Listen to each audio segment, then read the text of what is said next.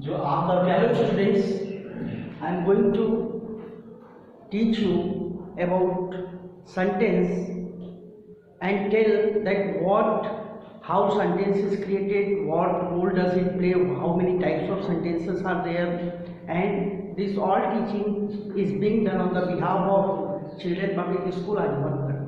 So please, we are going to continue. Put your request and concentrate yourself. First of all, you have heard a lots of time this word. This is sentence, and sentence is generally a statement given by someone or about someone, and in Hindi you know this as a vakya. Now first of all, formation of sentence, how the sentences are formed.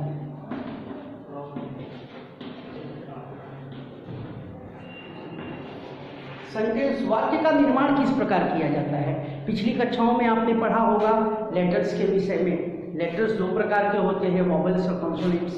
फिर letters को हम एक दूसरे से group wise करते हैं, associate करते हैं, उनकी क्लियर मीनिंग या सेंस होती है, तो उसको हम क्या कहते हैं? Words. There are different types of words that you will study in word formation about the words.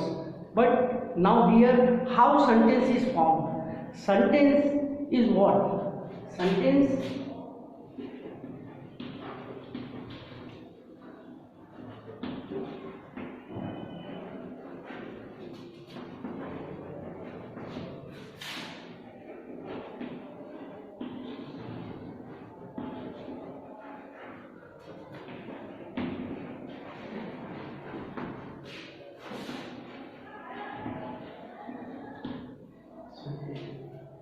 such group of words that makes clear sense is called a sentence. Such group of words in the sense शब्दों का ऐसा समूह, शब्दों का एक ऐसा समूह जो कि क्लियर, स्पष्ट अर्थ आपको प्रदान करता है, उसे ही हम वाक्य कहते हैं। वाक्य किसी द्वारा कही गई बातें भी हो सकती हैं, किसी के विषय में कही गई बतलाई गई बातें भी हो सकती हैं। तो सेंटेंस का फॉर्मेशन, निर्माण हम कैसे करते हैं? अलग अलग शब्दों को जब हम एक साथ जोड़ते हैं और उनका एक स्पष्ट क्लियर अर्थ होता है, उसी को हम क्या कहते हैं? Sentence. Once again, what is sentence? Sentence is like a statement, कथन, जिसको आप वाक्य को आप कथन भी कर सकते हैं। वो कर्ता के विषय में किया गया हो, सब्जेक्ट के विषय में, या किसी के विषय में बतलाई गई बात। नाउ उसका कैसे बनाते हैं, निर्माण कैसे करते हैं? सच ग्रुप ऑफ वर्ड्स, शब्दों का ऐसा समूह जो कि आपको एक निश्चित स्पष्ट अर्थ प्रदान करता है। जैसे शब्दों को एक सीरीज में रखेंगे आप जब,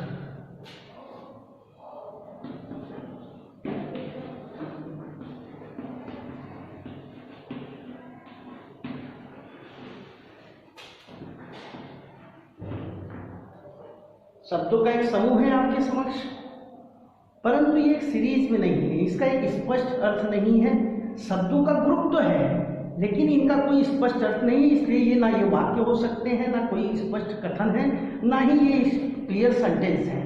जब हमको इस सीरीज में डालेंगे, उसका स्ट्रक्चर आपको बताया जाएगा, what is the structure of sentence, तो उस समय हम बताते हैं। परंतु यहाँ एग्जाम्पल के लिए आप देखते हैं, अगर इसको लिख लिया जाए,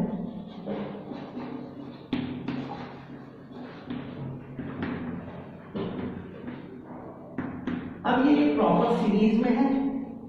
birds fly in the air, पक्षी हवा में उड़ते हैं। ये सीरीज में नहीं था, ये प्रॉपर सेंटेंस नहीं होगा। ये एक सीरीज में है, ग्रुप ऑफ वर्ड्स हैं, और आपको क्लियर है कि ये सेंट ग्रुप जब चलिए, तो आपको ये क्लियर हो गया। शब्दों का समूह आपके समक्ष है, परंतु वह क्रमबद्ध हो, सुव्यवस्थित हो, उसका स्पष्ट अर्थ हो रहा हो, तो वो क्या कहलाएगा? वाक्य। यहाँ पर शब्दों का समूह है परंतु व्यवस्थित नहीं है, सुस्पष्ट नहीं है, इसलिए ये वाक्य नहीं कहे जा सकते। केवल वर्ड्स हैं, डिसऑर्डर्ड वर्ड्स या जम्बल्ड आप कह सकते हैं। परंतु यहाँ पर ऑर्डर में कर दिया गया, एक सीरीज में है, स्पष्ट अर्थ हो रहा है। इसका अर्थ है कि ये एक सेंटेंस है। अब आइए आगे चलते हैं, सेंटेंस के विषय में कुछ और बातें कर ली जाए। ये आपने डेफिनेशन क्लियर कर ली, फिर से मैं एक बार बताना चाहूँगा। Such group of words that makes clear sense is called sentence. शब्दों का ऐसा समूह जिसका पूर्ण अर्थ होता हो उसे ही हम क्या कहते हैं, वाक्य या कथन कहते हैं, सेंटेंस या स्टेटमेंट कहते हैं। वो प्रॉपर सीरीज में होना चाहिए। सीरीज कैसे बनती है, कैसे फॉर्मेशन है, वो हम आपको स्ट्रक्चर ऑफ सेंटेंस में आगे बताते हैं। सेंटेंस से जुड़ी कुछ विशेष बातें हैं। किसी सेंटेंस को हम पहचानेंगे कैसे, तो ऑलवेज हमेशा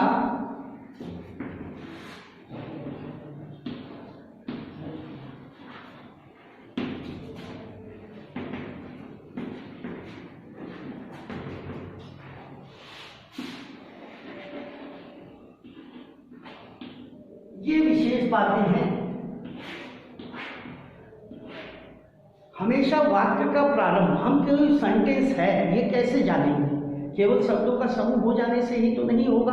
आपने पीछे एग्जाम्पल में देखा भी, वो सीक्वेंस में नहीं थे। सबसे प्रथम पहचान है कि उसके साथ एक वो शुरुआत उसकी होगी कैपिटल लेटर से। उसका प्रारंभ कैसे होगा, कैपिटल लेटर से। जो भी सेंटेंस हो उसकी शुरुआत कैसे होती है, कैपिटल लेटर से। और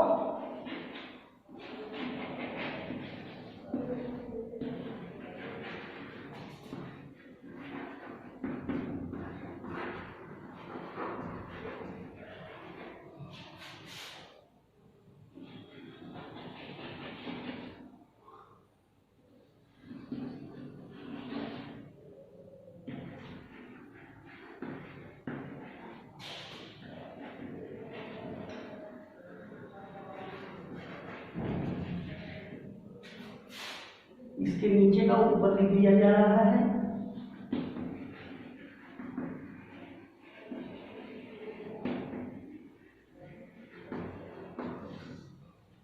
सेंटेंस का प्रारंभ हमेशा एक कैपिटल लेटर से होता है और उसका समापन एंड्स विद किससे होता है, किसी फुल स्टॉप से होता है जो आप एक बिंदी लगाते हैं, पूर्ण विराम करते हैं।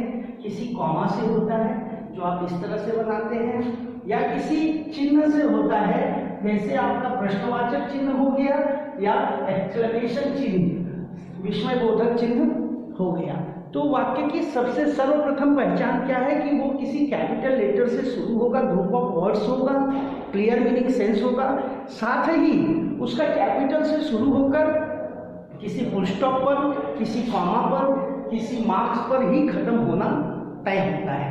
दूसरी पहचान, हम वाक्य को कैसे पहचानेंगे, क्योंकि पीछे आपने पढ़ा कि वाक्य का निर्माण किससे होता है, शब्दों से। शब्दों से वाक्य का ही नहीं, वाक्यांशों का भी निर्माण होता है। इसलिए आपको इन दोनों के बीच भिन्नता अवश्य रूप से जाननी चाहिए।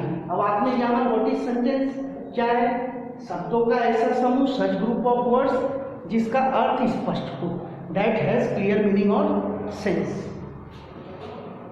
ये आप नोट कर लेंगे।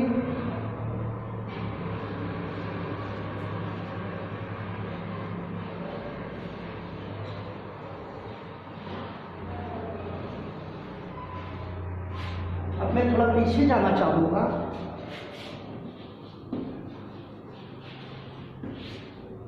आप लगातार पढ़ रहे हैं ग्रुप ऑफ वर्ड्स से सेंटेंस का निर्माण होता है, परंतु यहाँ पर एक बात और बताना चाहूँगा कि कतिपय लोगों को यह इल्यूशन होता है, भ्रम होता है कि वर्ड से केवल सेंटेंस का निर्माण होता है। ऐसा नहीं, वर्ड से दो चीज़ों का निर्माण होता है। एक तो आपने अभी अभी जाना है कि सेंटेंस, जिसको आप स्टेटमेंट, कथन या वाक्य भी कहते हैं। दूसरा ध्यान देने की बात है कि इन्हीं वर्ड से किसका निर्माण होता है, फ्रेज का भी निर्माण होता है, जिसे आप क्या कहते हैं हिंदी में, आप इसे कहते हैं वाक्यांश। अर्थात हिंदी के माध्यम से आप इजीली समझ जाएंगे। Part of a sentence is called A phrase. वाक्य के अंश को हम क्या कहते हैं? फ्रेज कहते हैं। वाक्य धन अंश, जब आप इस दोनों को जोड़ते हैं तो आपके निर्माण होते हैं वाक्यांश। ये वाक्यांश क्या होते हैं? पीछे आपने जाना सेंटेंस क्या होता है? Such group of words that makes a clear meaning और सेंस इज कॉल्ड सेंटेंस। शब्दों का ऐसा समूह जो स्पष्ट अर्थ दे रहा हो उसे हम क्या कहते हैं? सेंटेंस। यहाँ फ्रेज बताना इसलिए आवश्यक है कि आपके सेंटेंस में ही फ्रेज होता है। फ्रेज क्या होता है? ये भी ग्रुप ऑफ वर्ड्स है।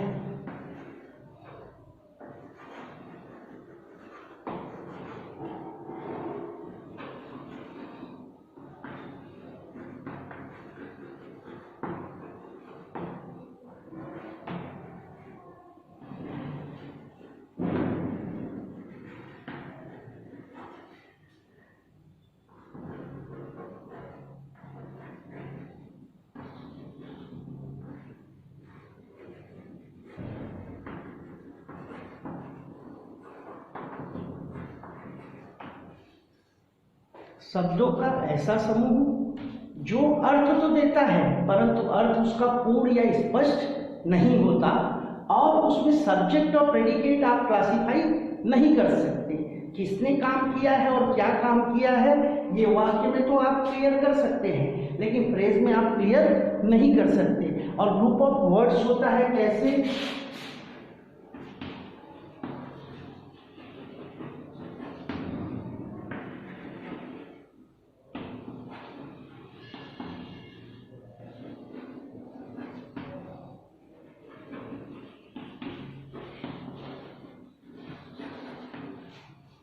ये सभी क्या है?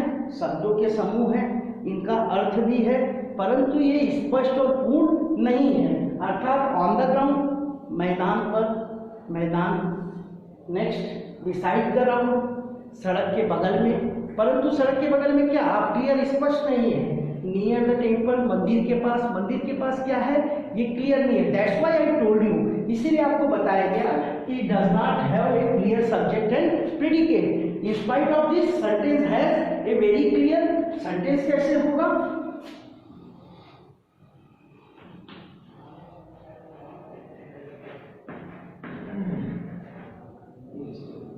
आपने एक सब्जेक्ट ले लिया और एक उसका वर्ब प्रेडिकेट ले लिया। अब ये वाक्य का अंश भी बन गए और इनका अब ये सेंटेंस बन गए। अब इनकी मीनिंग एकदम क्लियर और स्पष्ट है। The boy play on the ground. ठीक इसी तरह बिसाइड द रोड स्पष्ट नहीं था।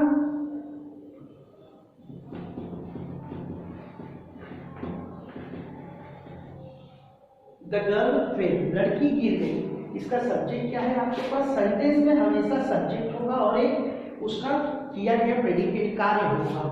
The girl fail beside the road. ये बात ये भी स्पष्ट कर रही है कि a phrase can become a part of a sentence when it is added with the subject and predicate। जब किसी फ्रेज में आप एक काम करने वाला और उसके द्वारा किए गए काम को ऐड करते हैं तो आप उसको वाक्य का अंश बना सकते हैं, इसीलिए इसे वाक्यांश भी कहा जाता है। दोनों में एक समानता है। समानता ये है कि ये भी ग्रुप ऑफ वर्ड्स है और ये भी एक ग्रुप ऑफ वर्ड्स है।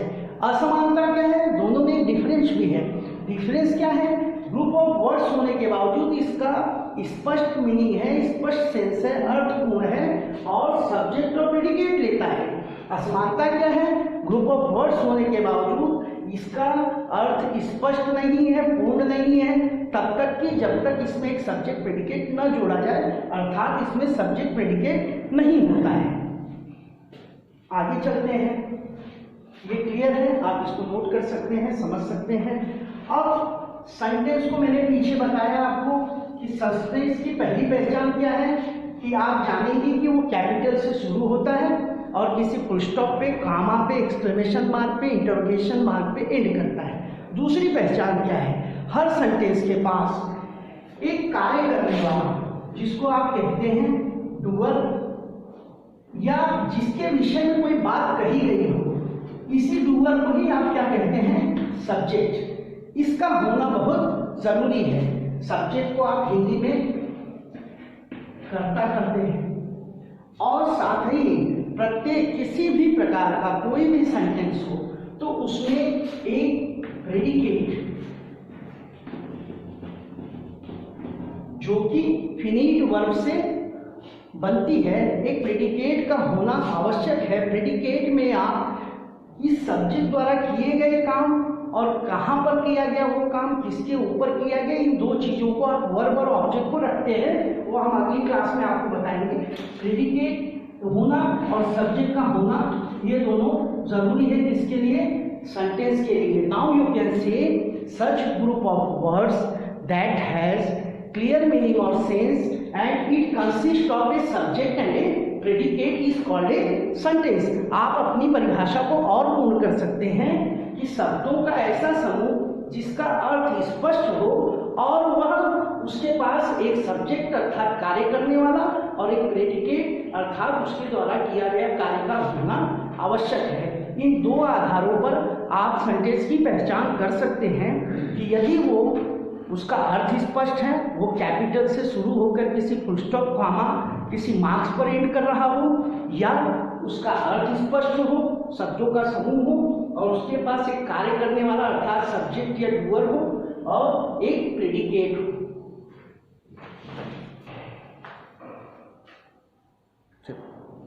अब आपको यह स्पष्ट हो गया कि वर्ड से हम दो चीजों का निर्माण करते हैं, एक फ्रेज का, एक सेंटेंस का। सेंटेंस और फ्रेज में एक समानता है कि दोनों ग्रुप ऑफ वर्ड से बने हुए हैं, और एक बड़ी असमानता है कि सेंटेंस के पास सब्जेक्ट और प्रेडिकेट होता है, अर्थ स्पष्ट होता है, पूर्ण होता है।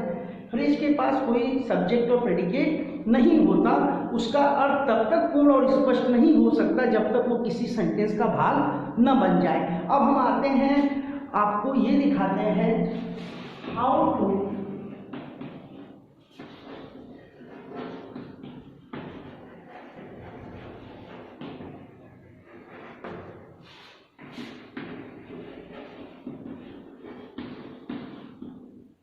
ये एक बड़ा प्रश्न है। पीछे आपने सुना सब्जेक्ट जिसको हम डूअर भी कहते हैं, हिंदी में कर्ता भी कहते हैं। दूसरा ये विधेय कहा जाता है, इसको हिंदी में कहा जाता है विधेय, अर्थात कर्ता ने क्या कार्य किया और किस जगह पर किया, किस उद्देश्य से किया, उसी को ये बात बताता है predicate. So now how to find, how we will come to know that in a sentence where is a subject and where is a predicate.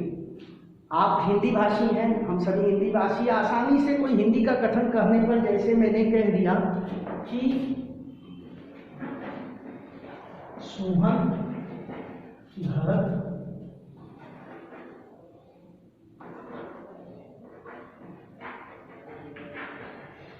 Sohan घर देर से पहुंचा, तो अब आप इसमें अगर आपको पता लगाना है किसने काम किया और क्या काम किया, कहाँ पहुंचा, तो आप आसानी से बता देंगे अपनी भाषा के आधार पे कि काम किसने किया, सोहन ने। आपका काम करने वाले को हम क्या बोलते हैं, कर्ता, इंग्लिश में हम क्या बोलते हैं, subject.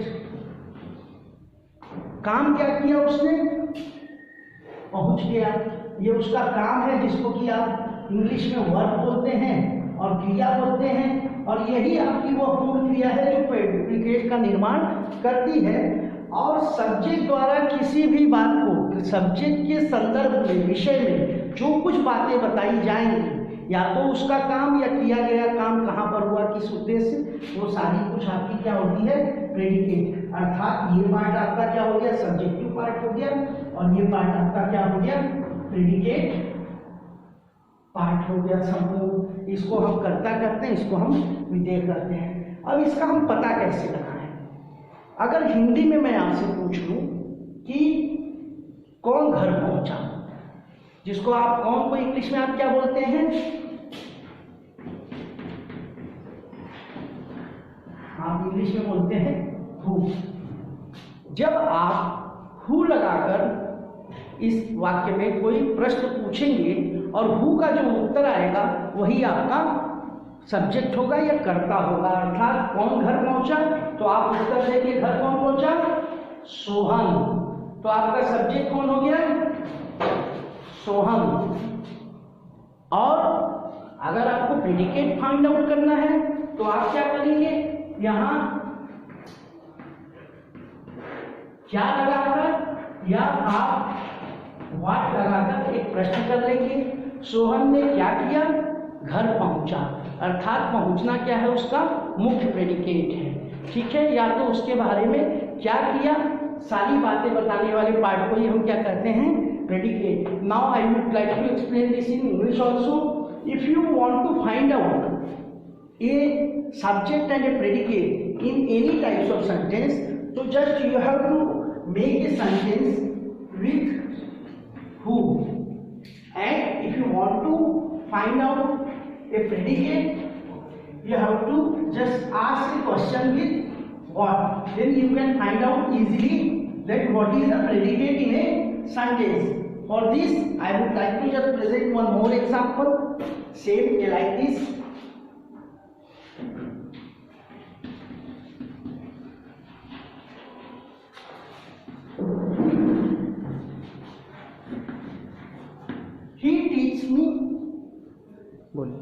Now once again, Hindi में आपने जाना कि यदि किसी दिए गए वाक्य में आपको कर्ता का पता, सब्जेक्ट का पता लगाना है, तो आप कौन लगाकर प्रश्न करते हैं, तो आपको उसके उत्तर में जो मिलता है वही आपका सब्जेक्ट होता है। जैसे सोहन घर देर से पहुंचा, कौन घर देर से पहुंचा, तो आपने उत्तर दिया सोहन, सोहन आपका सब्जेक्ट है। और सोहन के बारे में जो भी कुछ चीजें बतलाई जा रही हैं, सोहन ने क्या किया, तो सोहन घर पहुंचा, ये सारा कुछ आपका क्या होगा, प्रेडिकेट। अर्थात अगर आप कौन लगाकर प्रश्न करते हैं तो आपको सब्जेक्ट का पता लग जाएगा, और क्या लगाकर प्रश्न करते हैं तो आपको प्रेडिकेट का पता लगेगा। In same with English also, only there is different in structure of a sentence in English and Hindi. We will discuss it later when we will talk about the structure of a sentence. जब हम sentence के निर्माण की बात करेंगे, उसकी बनावट की बात करेंगे, तो इन दोनों में एक भेद है, वो बात करेंगे हम। आगे चलते हैं, कैसे आप फाइंड आउट करेंगे। ये सेंटेंस है ही टीच मी इंग्लिश, सेंटेंस को चेक कर लेते हैं सेंटेंस है या नहीं। मैंने आपको पीछे बताया, it begins with capital letter, it ends on a full stop, comma और ए मार्क्स, ये है यहाँ पर। Second thing, it has a dual subject and a work done by him, that is your predicate. For finding this, you can use similar like Hindi only. What is कौन in English? That is who.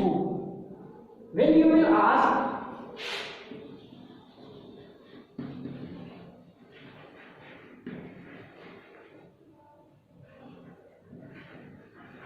आपने पूछा who teach you English, तो what is the answer to the who? He. Answer to the who is he teach me English, तो he is your subject. You can easily find out a subject, आप आसानी से subject का पता लगा सकते हैं।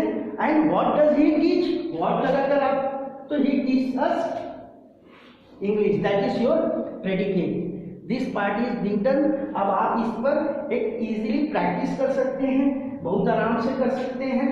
हमने ये जान लिया कि सब्जेक्ट क्या होता है, प्रेडिकेट क्या होता है, और इनका हम पता कैसे आसानी से लगा सकते हैं। थोड़ी सी प्रैक्टिस आप कर लें।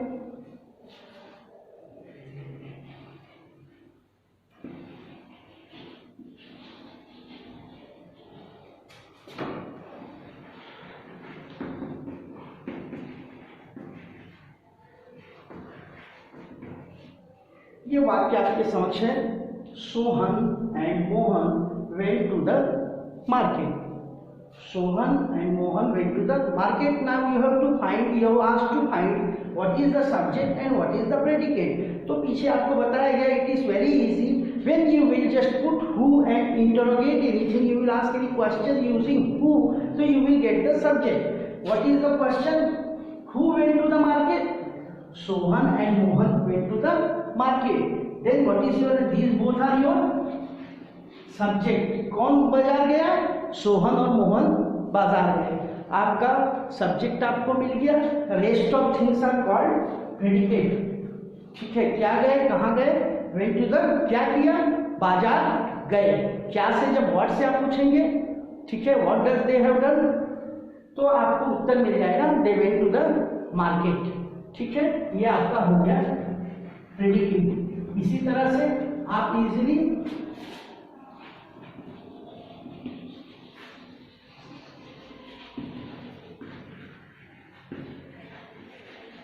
a cat jumped on the table. Who jumped on the table? Cat. Simply, who jumped on the table? Cat jumped on the table. So cat is your subject. And what has he done? He has jumped on the table. That is your predicate. Now you can very easily using who and what find out the subject and predicate. And once again I would like to take overview of all the things taught today. आज जो कुछ पढ़ाया गया कृपया ध्यान से उसको एक बार संकलित कर लें, एसोसिएट कर लें। पहली चीज सेंटेंस, वर्ड्स से दो चीजों का निर्माण होता है, एक सेंटेंस का, एक फ्रेज का। सेंटेंस का अर्थपूर्ण होता है, वो किसी कैपिटल से शुरू होता है, कॉमा या फुल स्टॉप पे एंड करता है किसी मार्क्स पर। उसमें एक सब्जेक्ट और एक प्रेडिकेट होता है।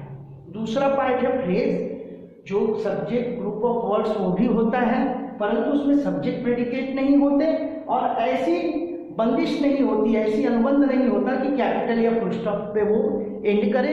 वो आगे चलकर सेंटेंस का पार्ट भी बन सकता है यदि सब्जेक्ट और प्रेडिकेट ऐड कर दिया जाए। ये हमने जाना। दूसरा, सब्जेक्ट और प्रेडिकेट किसी वाक्य में कहाँ है उसको पता लगाने के लिए अगर हु से हम पूछते हैं तो हमें सब्जेक्ट मिल जाएगा, अगर व्हाट से पूछते हैं तो प्रेडिकेट मिल जाएगा। इस पर आप एक अच्छी प्रैक्टिस कर सकते हैं और अपने आप को सब्जेक्ट और प्रेडिकेट का पता लगाने में एक व्यवस्थित बना सकते हैं। अब आगे बात करते हैं हम स्ट्रक्चर ऑफ सेंटेंस। मैंने बताया आपको पीछे भी कि आगे हम पढ़ेंगे। सेंटेंस तो हमने जान लिया, परंतु सेंटेंस का, किसी भी सेंटेंस का स्ट्रक्चर क्या होता है। तो सेंटेंस के तो बहुत बृहद रूप होते हैं, बहुत से प्रकार होते हैं, वो आप अगली कक्षाओं में जानेंगे, बड़ी कक्षाओं में जानेंगे। परंतु मूल रूप से जो इंग्लिश के सेंटेंसेस होते हैं,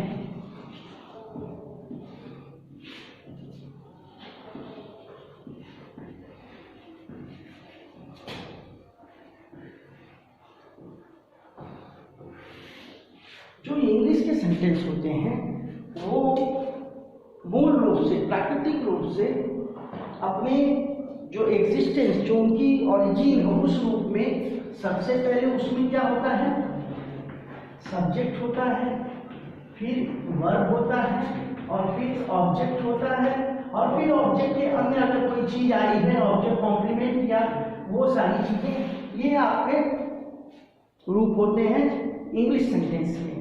इसका एक example, now we are going to just study about the formation of a sentence, how the sentences are form. For your kind information, there are 3 types of sentences. Sentences are of 3 forms.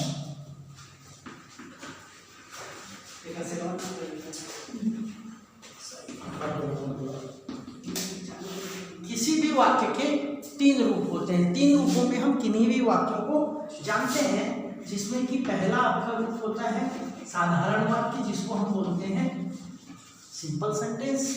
दूसरा आपका होता है संयोजित वाक्य, जिसे हम कहते हैं compound sentence.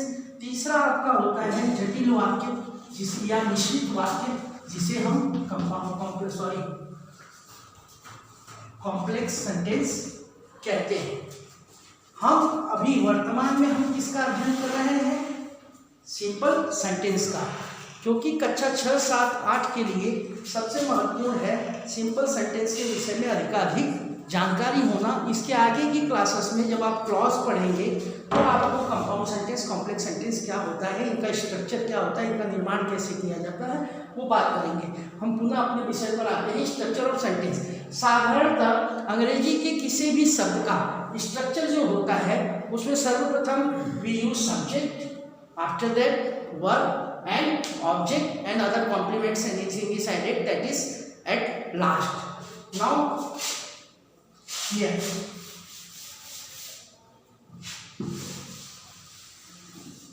to check this we take an example.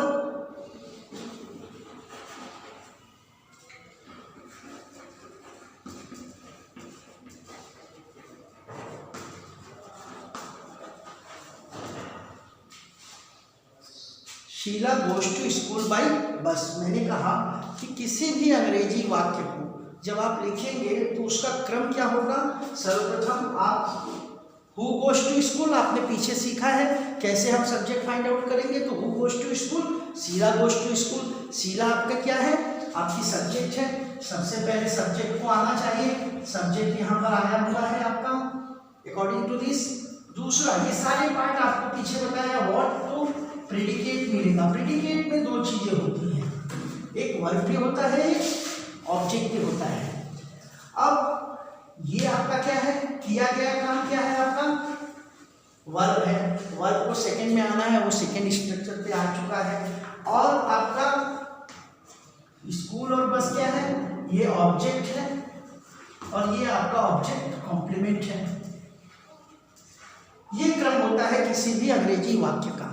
परंतु हम सभी हिंदी भाषी हैं, हिंदी में जब हम किसी चीज को रूपांतरित करते हैं, हिंदी का सेंटेंस स्ट्रक्चर आपको जानना अति आवश्यक है। क्योंकि जो भी चीज कही जाती है, बोली जाती है, किसी भाषा में बोली जाए, परंतु हम हिंदी भाषी होने के कारण, हमारी मातृभाषा हिंदी होने के कारण सर्वप्रथम हम उसको समझते हैं हिंदी में ही। और जब हम समझ रहे होते हैं इस चीज को, अगर आप इसी को समझें, इसी को ले लें, Sheela goes to school by bus, तो हम हिंदी में कैसे समझेंगे। हिंदी का स्ट्रक्चर क्या है, सब्जेक्ट तो प्रथम ही होगा क्योंकि विषय यही है, बात इसी के विषय में की जा रही है। सर्वप्रथम हम सब्जेक्ट को लेंगे, परंतु यहाँ एक चेंज होगा। यहाँ ये वर्ब जो है ऑब्जेक्ट के स्थान पे चली जाएगी, ऑब्जेक्ट जो है वर्ब के स्थान पर चली जाएगी। ये चीज आपको ध्यान देना है। सब्जेक्ट के बाद आ जाएगा आपका ऑब्जेक्ट, ऑब्जेक्ट के बाद आ जाएगी अंत में वर्ब। अगर ऑब्जेक्ट कॉम्प्लीमेंट है तो वो भी यहाँ पर आप यूज कर लेंगे, ऑब्जेक्ट कॉम्प्लीमेंट। अंत आपके वाक्य का किससे होगा हिंदी में, वर्ब से। इसी को हम रूपांतरित करके देख ले रहे हैं। इस Sheela goes to school by बस।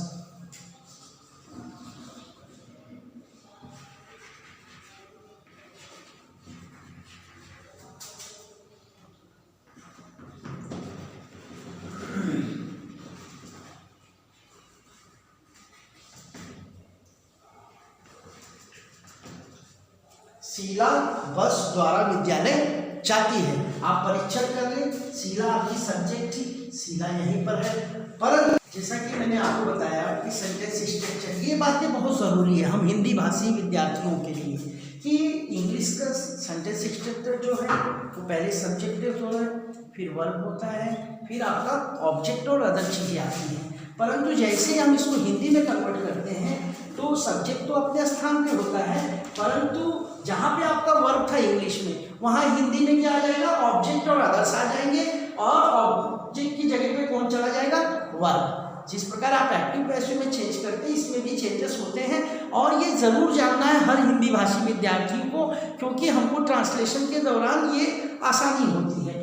फिर से मैं समझा दूँ, यहाँ पे था Sheela subject, goes to school by bus, इसमें गोज क्या है, वर्ब है, और स्कूल बाई बस क्या है, आपका ऑब्जेक्ट है। परंतु जैसे ही आप इसको हिंदी में लेते हैं, सब्जेक्ट तो शीला वही की वही होती है, लेकिन जो आपका ऑब्जेक्ट होता है स्कूल बाई बस, वो बीच में चला जाता है, बस द्वारा विद्यालय, और आपका वर्ब चला जाता है लास्ट में, जाती है। This thing has to be kept in mind whenever you are just transforming or translating any sentence. This thing must be noted very clearly, very strictly. This is the fundamental thing which every student must know who belongs from a Hindu region. Now to the next, ये आप clear हो चुके हैं।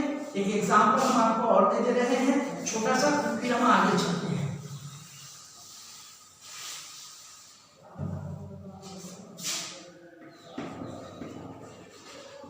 ये आप note कर सकते हैं, हिंदी में कैसे होगा, सब्जेक्ट होगा, यहाँ आपका ऑब्जेक्ट आ जाएगा, प्लस ऑब्जेक्ट कॉम्प्लीमेंट या कोई चीज अदर है तो आ जाएंगे, और वर्ब कहाँ चली जाएगी आपकी, ये अंत में। ये क्रॉस चेंज आपका होना है। दूसरा एग्जांपल हम लेते हैं,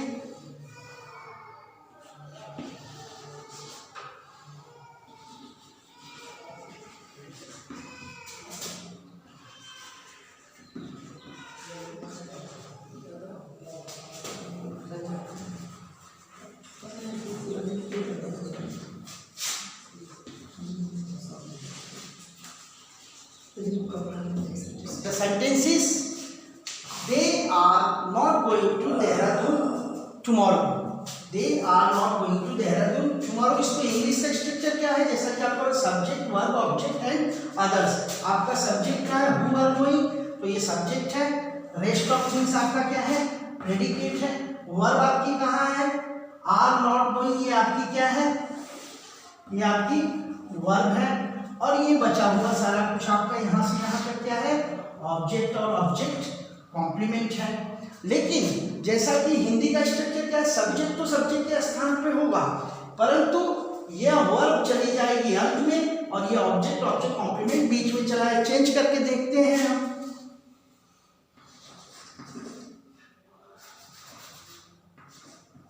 वे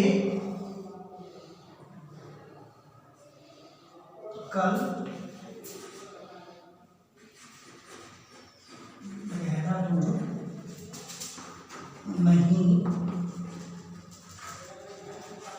जाएंगे, जा रहे हैं, वे कल देहरादून नहीं जा रहे हैं। इसको चेक कर लेते हैं। हिंदी में सब्जेक्ट पहले होगा, ऑब्जेक्ट ऑब्जेक्ट कॉम्प्लीमेंट बीच में होगा, वर्ब लास्ट में होगी। वे आपका सब्जेक्ट पहले आ गया, कल देहरादून नहीं, देहरादून आ गया, आपका ऑब्जेक्ट बीच में आ गया हिंदी में, और नहीं जाएंगे ये आपका आ गया अंत में। तो इस चीज को हमेशा ध्यान रखना है। अब हम आगे बात करते हैं, स्ट्रक्चर ऑफ सेंटेंस आपका क्लियर हो गया। ये दोनों चीजें विशेष रूप से आप नोट कर लेंगे। अब इस पाठ के समापन पर जो मुख्य बातें हैं वो आपको जानना है कि सेंटेंस के टाइप्स कितने होते हैं। इसको भी आप बहुत आसानी से जान सकते हैं।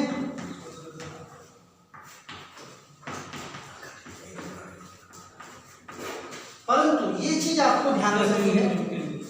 Okay students, now we are going to talk about types of sentence, वाक्य के प्रकार। पीछे आपने पढ़ा what is sentence, how it is form and what is the structure of a sentence in English and Hindi. पीछे आप पढ़ चुके हैं वाक्य क्या होता है। वाक्य कथन होता है, शब्दों के द्वारा एसोसिएट किए जाने पर उसका पूर्ण अर्थ हो तो निर्माण होता है। वाक्य के ही साथ शब्दों से फ्रेज का भी निर्माण होता है। फ्रेज अपूर्ण कथन होते हैं, वाक्य जो होता है पूर्ण कथन होते हैं। वाक्य में सब्जेक्ट प्रेडिकेट का होना जरूरी है, किसी कैपिटल से शुरू होके full stop, comma, exclamation mark, interrogation mark पर खत्म होना चाहिए। अब हम आगे चलते हुए बात करते हैं टाइप्स ऑफ सेंटेंस की। टाइप्स ऑफ सेंटेंस बेटा वाक्य के प्रकार होते हैं, परंतु ये केवल साधारण वाक्यों के टाइप्स होते हैं, क्योंकि पीछे हमने आपको बताया कि वाक्य जो है 3 रूप होते हैं, एक साधारण वाक्य, एक संयोजित वाक्य, एक जटिल या मिश्रित वाक्य। ये जो प्रकार होते हैं केवल सिंपल सेंटेंस के होते हैं। अगली कक्षाओं में, आगे की कक्षाओं में जब आप कंपाउंड और कॉम्प्लेक्स संयोजित और मिश्रित वाक्य को पढ़ेंगे तो उनके टाइप्स नहीं होते, क्योंकि वो कई दूसरे छोटे छोटे वाक्यों से जुड़कर एक बड़ा वाक्य बना होता है। इसलिए आप टाइप्स क्लियर नहीं कर सकते हैं कि कहीं असर्टिव भी होता है तो कहीं वो इंटरोगेटिव भी होता है। So now coming to this, ये 5 प्रकार के होते हैं मुख्यतः। सबसे पहले हम बात करते हैं डिक्लेरेटिव सेंटेंस। डिक्लेयर करना अर्थात कोई चीज़ बतलाना, सूचित करना, इन्फॉर्म करना। इसको हम दूसरे नामों से असर्टिव सेंटेंस के रूप में भी जानते हैं। इसके 2 भाग होते हैं, एक अफर्मेटिव, जब आप पॉजिटिव रिप्लाई देते हैं, पॉजिटिव स्टेटमेंट देते हैं, कोई सकारात्मक बात करते हैं जिसमें नो, नेवर, नॉट का यूज़ न हुआ हो तो वो अफर्मेटिव में आता है। और अगर आप नो, नॉट, नेवर या किसी चीज़ को रिफ्यूज़ करते हैं, डिनाई करते हैं, तो उसके साथ आपका जो है नेगेटिव सेंटेंस बनता है। ये 2 प्रकार के होते हैं जब कोई बात बतलाई जाए आपको। जैसे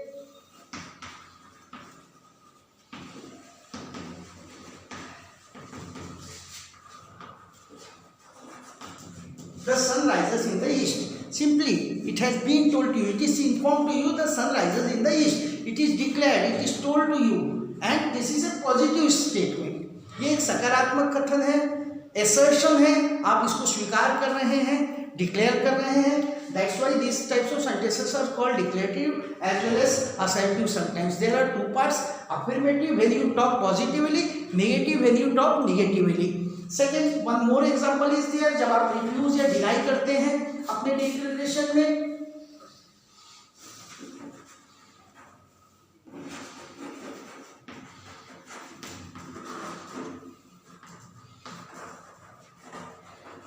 Sohan does not go to the park. यहां मैंने बताया कि निगेटिव की पहचान क्या है आपका, इसमें नो, नॉट, नेवर अगर यूज हुआ हो या किसी प्रकार का रिफ्यूजल हो, डिनाई किया गया हो, तो वो आपका ये इस प्रकार में आता है। सेकेंड प्रकार आपका इंटरोगेटिव सेंटेंस।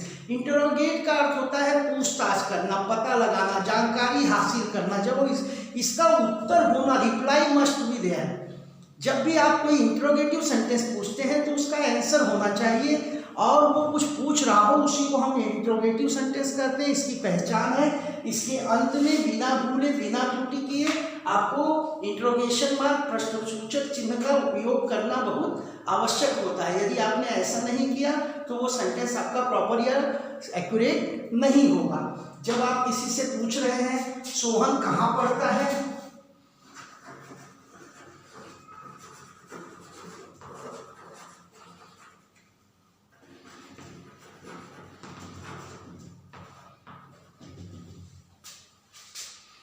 दीपा कहाँ रहती है, वेयर डज दीपा लिव, वह क्यों गाता है, वाई डज ही सिंग। जब भी आप कोई बात पूछेंगे, जानकारी चाहेंगे जिसकी रिप्लाई होनी चाहिए यस नो में या किन्हीं अन्य रूपों में, तो वो सारे सेंटेंस आपके क्या होंगे, इंटरोगेटिव सेंटेंस होंगे। और इसके अंत में प्रश्नवाचक चिन्ह का उपयोग करना बहुत आवश्यक होता है। अक्सर WH टाइप वर्ड्स इसमें यूज होते हैं, who, what, where, when, how etcetera. Now coming to the imperative sentence, जिसका कि नाम आप सुन रहे हैं आदेश सूचक। इसमें कमांड, ऑर्डर या कोई रिक्वेस्ट की गई होती है, उसी को हम क्या कहते हैं, इसको आदेश सूचक। आपकी टीचर्स आपको ऑर्डर देती होंगी तमाम प्रकार के, सिट डाउन। इसमें एक चीज नोट डाउन करना है, सब्जेक्ट यू जो है वो तुम बैठ जाओ। यदि कहना है यू सिट डाउन, तो यू विल नॉट यूज और right here you, but that is hidden. Subject इसमें छिपा हुआ होता है, इस बात को विशेष रूप से देखना है, क्योंकि सिट डाउन किसी ना किसी को कहा ही गया होगा सिट डाउन। सब्जेक्ट जरूर है बट वो हिडन है, हाइडेड है, वो छिपा हुआ है। तो sit down, get out of, go there, come here, ये सब क्या है, आदेश देना है। ठीक है, please lend me a pen, ये क्या है, मांगना है। तो ये सारा कुछ कहाँ आता है, आपके ये इंपरेटिव सेंटेंस में आता है।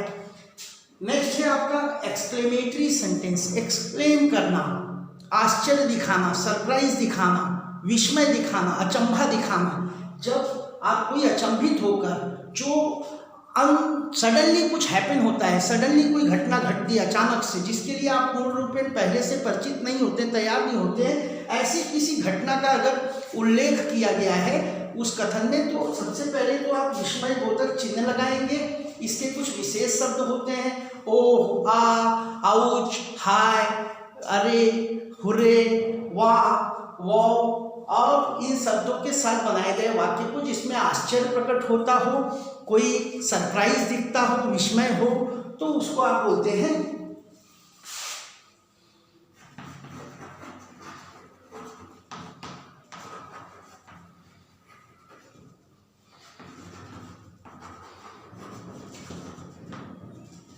यहाँ पर हुर्रा, ओ, अरे, हाय, ये सारे वर्ड्स यूज होते हैं। उसके बाद आप एक्सक्लेमेशन का चिन्ह लेते हैं, विस्मय बोधक का। और ये now coming to the last, optative sentence, कामना सूचक। जब आप किसी को आशीर्वाद देते हैं, ब्लेसिंग्स देते हैं, किसी को आप कर्ज करते हैं, शापित करते हैं, कोई विश करते हैं, कोई डिजायर करते हैं, तो उन जगहों पर आप उसको ऐसे कथनों को आप ऑप्टेटिव सेंटेंस कर सकते हैं, कामना सूचक कर सकते हैं। जैसे आप कह सकते हैं कि अक्सर आप सुनते हैं ये वर्ड्स, बहुत जाना पहचाना है, गॉड ब्लेस यू। तो आप कामना कर रहे हैं किसी के स्वस्थ रहने की या उसको आशीर्वाद देने की, दैट इज दूसरा है आपका, आपने किसी को कहा दुर्भावना से गो टू हेल्प, तो ये आपका क्या हो गया, ये इस प्रकार के वाक्य जो कामना की गई हो, चाहे दुर्भावना की चाहे सद्भावना की, अच्छी चीज की या खराब चीज की, या कोई इच्छा जाहिर की हो कि काश मैं राजा होता, काश मैं अमीर बन जाता, काश मैं बहुत अच्छा क्रिकेटर बन जाता। माइट और मे का भी यूज होता है इसमें, और कभी कभी किन्हीं अवस्थाओं में हम विस्मय बोधक चिन्ह का भी यहाँ प्रयोग करते हैं, तो इसको हम कहते हैं ऑप्टेटिव सेंटेंस। इन सभी को आप इनके कार्य के अनुसार बहुत आसानी से समझ सकते हैं, जान सकते हैं। सबसे पहले डिक्लेरेटिव सेंटेंस, इसमें दो भाग होते हैं, अफर्मेटिव और नेगेटिव। अगर कुछ पॉजिटिव बताया गया है सकारात्मक तो अफर्मेटिव है, निगेटिवली नकारात्मक बताया गया तो निगेटिव है। कोई बात पूछी गई है, प्रश्नसूचक चिन्ह का उपयोग किया गया है तो इंटरोगेटिव है। कोई आदेश दिया गया है, कमांड दिया गया, रिक्वेस्ट की गई तो इंपरेटिव है। और कोई विस्मय, आश्चर्य या अचानक घटना को दिखाया गया है कुछ वर्ड के साथ, जैसा मैंने बताया, ओ वाह, हुर्रे, वाओ, तो आप एक्सक्लेमेटरी सेंटेंस पता कर लेंगे। और लास्ट में आपका होता है कामना सूचक ऑप्टेटिव सेंटेंस, जब किसी को आप आशीर्वाद देते हैं या श्राप देते हैं, कोई इच्छा करते हैं, तो आपका ऑप्टेटिव सेंटेंस होता है। आप इसके ऊपर एक छोटा सा होमवर्क आप कर सकते हैं। 5 प्रकार के मैं आपको सेंटेंस लिख दे रहा हूँ, you have to find out कि ये किस प्रकार का सेंटेंस इनमें से हो सकता है।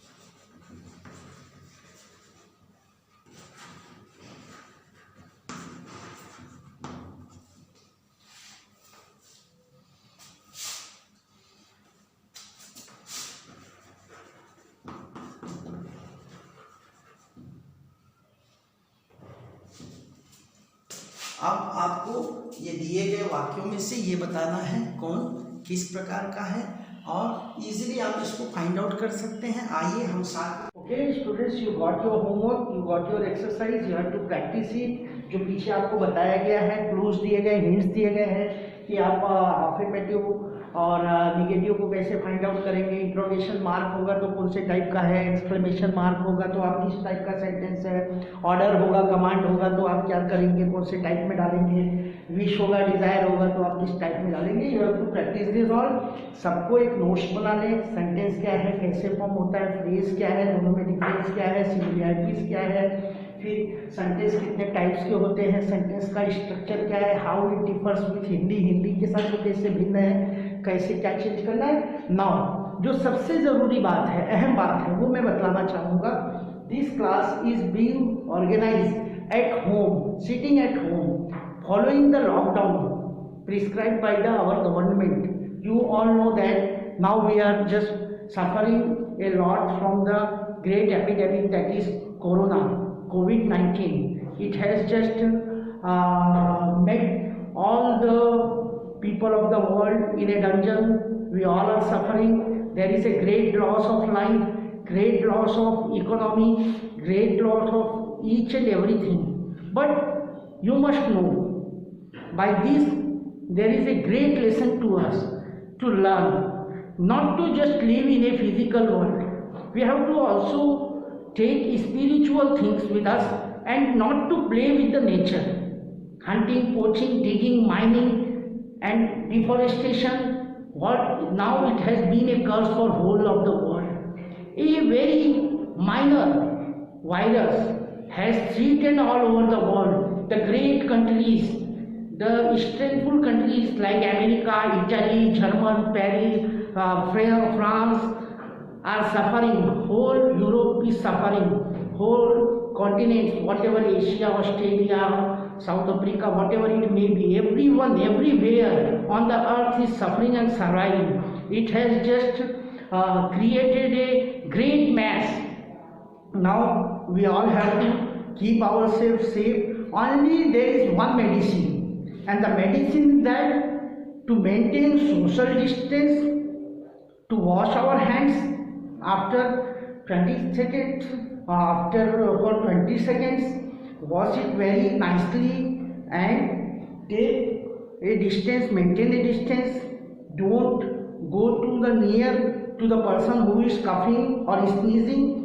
Whenever you also get a coughing or sneezing, put your hands, cover it and keep distance. No other should get hammered with that. We have to manage and follow these all things. We have to keep ourselves safe and stay at home and follow the guidelines of the government. ऐसा करके केवल हम स्वयं को ही नहीं, अपने परिवार को, पास पड़ोस, समाज और राष्ट्र को, संपूर्ण मानवता को सुरक्षित रख सकते हैं। इसी कामना के साथ आज का ये टॉपिक हम यहीं पे समाप्त करते हैं। Stay at home, be safe, आप अच्छी चीज़ें ग्रहण करें, गाइडलाइंस को फॉलो करें। Thank you.